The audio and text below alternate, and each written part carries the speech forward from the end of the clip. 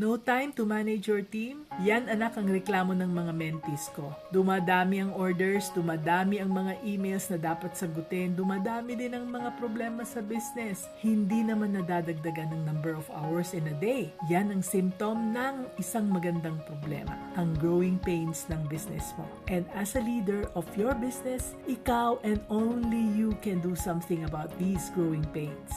Pero anak, don't worry dahil may magagawa ka dyan sa magandang problema na yan. Start with delegating your tasks. Prioritize your responsibilities and schedule regular check-ins with your team.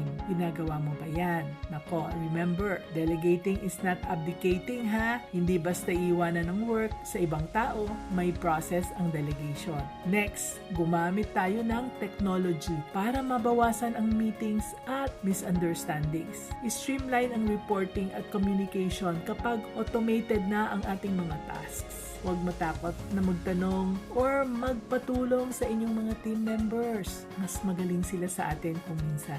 Baka need mo na ng mag-hire ng manager also to assist you. You see, by effectively managing your time and delegating your responsibilities, mas madaling palakihin ang business mo dahil mas may oras ka nang mag-strategize on how you can be a business-minded Pinoy.